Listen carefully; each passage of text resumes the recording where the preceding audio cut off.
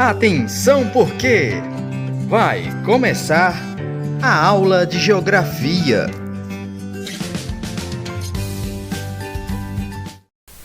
Oi pessoal, meu nome é Lucas, sou professor de Geografia e hoje iremos iniciar nossa aula 8, para o 8º ano e para o EJA 4. Eu gostaria que vocês pegassem seus cadernos, seus lápis, suas canetas, para iniciarmos nossa aula. Primeiro, vamos iniciar com a correção da atividade da aula 7, a nossa aula anterior. Vejam, a primeira questão, ela falava o seguinte: a prática da agricultura surgiu cerca de 12 mil anos atrás, mudando completamente o meio de vida do ser humano. Qual revolução que permitiu essa evolução? A alternativa verdadeira seria B, Revolução Agrícola, ou Revolução Neolítica. Foi onde tudo começou para a agricultura. A segunda questão: como são definidos os sistemas agrícolas? A resposta seria alternativa D, pelos resultados como a produtividade por hectare e o investimento na produção. A terceira questão, ela fala qual sistema agrícola são aplicadas técnicas modernas de produção, que englobam o preparo do solo, a forma de cultivo e colheita. A resposta seria sistema intensivo. A quarta questão, ela fala o seguinte: o sistema agrícola é intensivo, é criticado porque agride o meio ambiente. Das opções abaixo, qual não é considerado o impacto ambiental causado por esse sistema? A resposta seria alternativa C, uso consciente e sustentável. Quando há um uso consciente e sustentável, não tem impacto ao ambiente de forma alguma. E a quinta questão, ela fala o seguinte: qual tipo de agricultura é relacionado ao desenvolvimento sustentável de baixo impacto ambiental, com o uso de adubos biológicos e não de agrotóxicos? A resposta seria alternativa A, agricultura orgânica. O conteúdo da aula de hoje é conceitos: conceito de estado, de povo, nação, território, territorialidade, governo e país. Conceito de estado: o estado é uma entidade com poder soberano para governar um povo dentro de uma área territorial delimitada. Assim, pode-se dizer que os elementos constitutivos do estado são poder, povo, território, governo e leis. Na sua forma moderna, o Estado é constituído por um conjunto de instituições permanentes que organizam e controlam o funcionamento da sociedade, os chamados três poderes: executivo, legislativo e judiciário. Dividem-se entre si estas funções. Vejam, esses três poderes, ele é quem regula o Estado. Então, o que é o poder executivo? Que no caso seria o governo.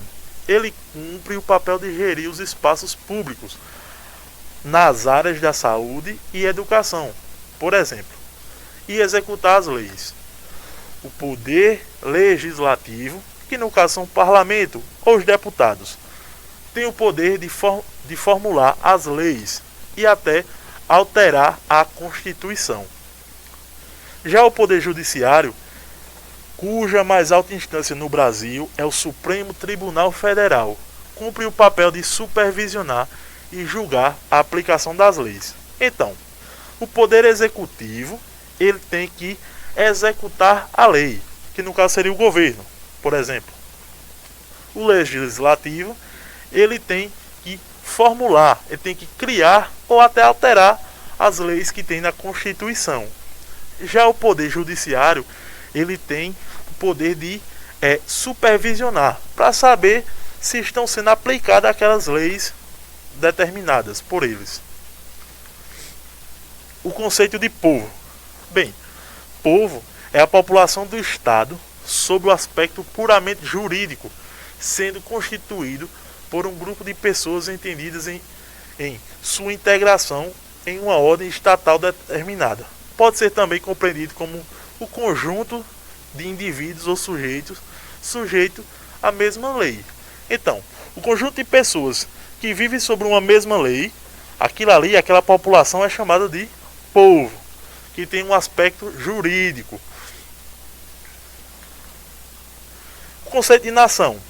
Nação é um termo utilizado para se referir a um grupo de pessoas ou habitantes que compartilham de uma mesma origem étnica, de um mesmo idioma, de costume relativo homogêneo, ou seja, semelhante entre os seus pares. Vejam, nós vivemos na nação brasileira. Por quê? Nós temos a mesma origem étnica, o mesmo idioma e os mesmos costumes. Por isso somos considerados como uma nação. Para sustentar o andamento de uma nação, sob o ponto de vista cultural, os cidadãos adotam o mesmo costume, os mesmos padrões morais que regem o que é certo e o que é errado, e os mesmos hábitos sociais. Por exemplo, o carnaval. O carnaval é uma festa cultural nacional. Nós vivemos sobre esse costume, por isso vivemos na mesma nação. E aqui, nessa imagem, ela retrata isso, como o Cristo Redentor, algumas festas, futebol, faz parte da nossa nação. Conceito de território. O território é um dos principais e mais utilizados termos da geografia, pois está diretamente relacionado aos processos de construção e transformação do espaço geográfico.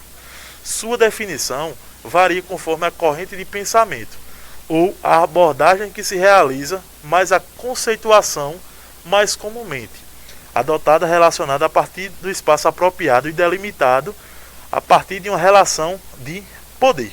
Vejam, o território significa que temos um processo e um espaço geográfico delimitado, como vocês veem na imagem. Por exemplo, ali está a bandeirinha do Brasil. Então, o território brasileiro só é até onde tem a sua bandeira. Ademais, já são outros territórios. E cada país tem o seu território delimitado. Atualmente, o território é concebido nas mais diversas análises e abordagens, como um espaço delimitado pelo uso de fronteiras, não necessariamente visíveis, o que se consolida a partir de uma expressão de imposição de poder.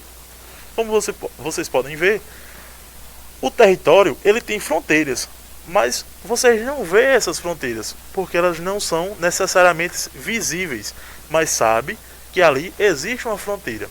Por exemplo, o Brasil tem sua fronteira com a Argentina, com o Paraguai, com o Uruguai, assim como os Estados Unidos têm fronteira com o México e com o Canadá. A gente pode não ver, mas existe. Territorialidade. O princípio da territorialidade é um princípio de direito que permite estabelecer ou delimitar a área geográfica em um estado exercerá sob sua soberania. Essa área geográfica é o território que constitui a base geográfica do poder. Então, a territorialidade são as ações que é feita naquele determinada região e onde o Estado tem sua soberania.